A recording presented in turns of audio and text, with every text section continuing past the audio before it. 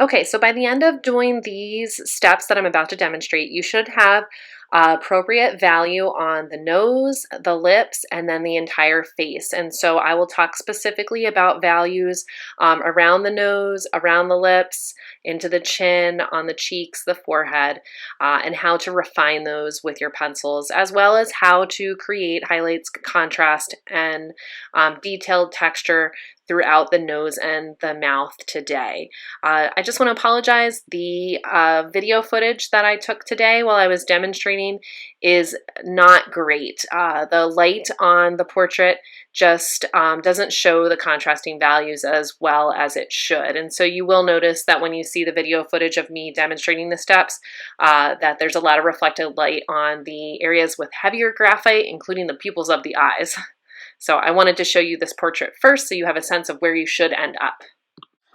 So the next feature that we're going to move on to is the nose. And so I do have value blocked in on the nose, but now I'm going to go in and I'm going to refine that value. And so with the nose, you want to make sure that you're looking at your reflection in the mirror always, and thinking about how the value wraps around the form based on the direction of the light source. So my light source is like coming in this direction down on me, off camera obviously, and I'm looking in the mirror straight ahead of me, straight on.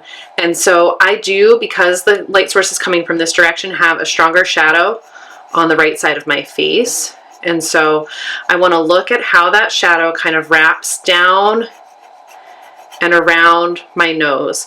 And so what you're going to notice is areas of your nose that are more curved are going to have a gradual shift in value from dark to light.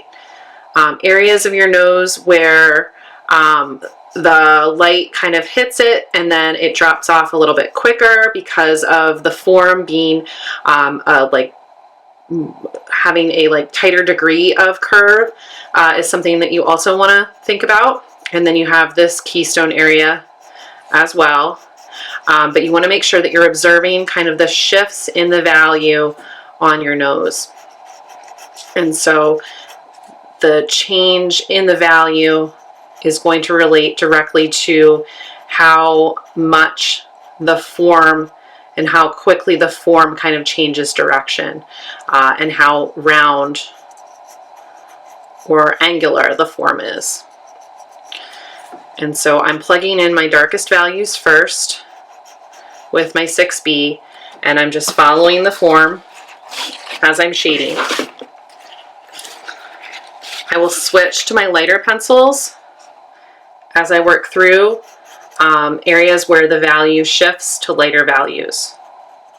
There is also a cast shadow underneath and around my nose as well that falls here. And so I want to make sure that I capture that as well. So I like to work from the darks to the lights and then erase the brightest highlights out. That's how I like to work with the nose, just making sure that I get those nice bright highlights in there. Okay, my mouth is pretty blocked in.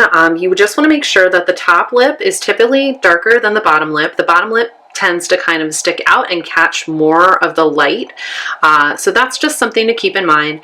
You do want to keep an eye on how light is traveling through kind of the Cupid's bow area, this little part here, down to the mouth. And I would kind of work your way from the nose kind of down there, just tidying up any value from when it was blocked in.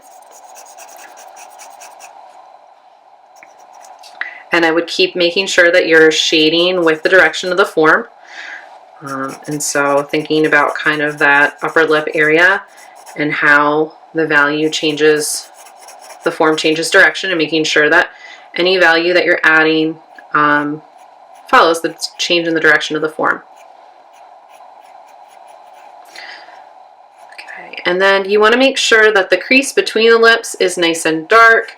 The value tends to go outward, this on the top, this direction on the top lip, kind of outwards on either side, and then kind of curved and rounded with a little bit of a lighter area here.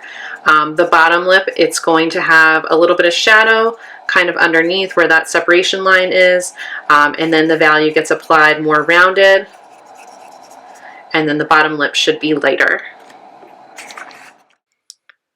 Okay, and then you can go in with some line to pull out the texture and the detail, just making sure that there's the gradual shifts in value, but also the contrast in the value to bring out the form.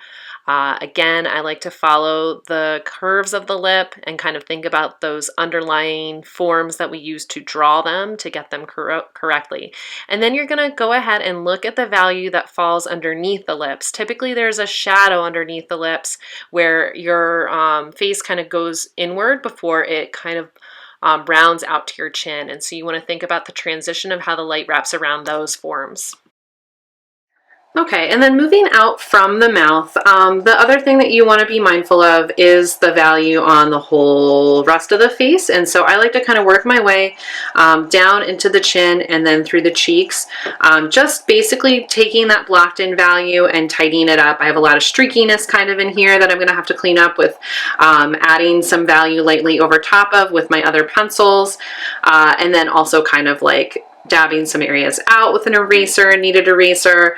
I also am going to need to add kind of some more accenting in some places, but that needs to be cleaned up. And so that's going to be the next step that I kind of work out from my mouth and around the face to kind of tidy that up as well.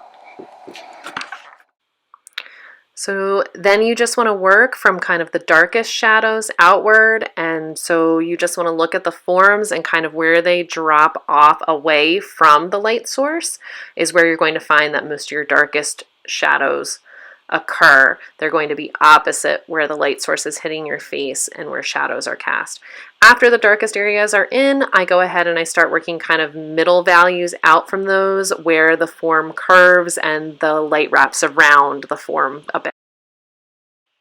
Okay, so I did end up kind of making a mistake. My hairline was much too low, and so I just kind of erased it out and then blended it back in after adding a little bit of value, and then I just drew the hair back in. I still think that there's something that needs to be kind of fixed up there, but that's the beauty of graphite. You can erase and you can kind of rework areas pretty easily. It's a pretty forgiving medium as long as you don't press too hard with your pencil. Okay, and then I like to work out from the dark values to the middle values and to the light values. I like to put a layer of graphite with kind of the tip of my pencil everywhere so things don't look too like smudgily blended.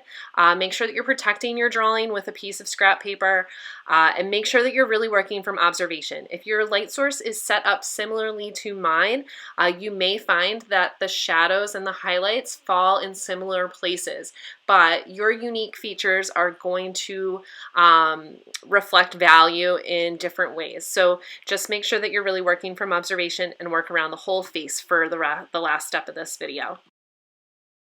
Okay, so just to give you again another look at the portrait from a better angle than what my camera was filming at, you want to have a nice range of value with developed forms in the nose, the mouth, and then around the whole face, making sure that you're paying attention to where shadows fall and where highlights are, and then the transition between the two, how the form reflects it.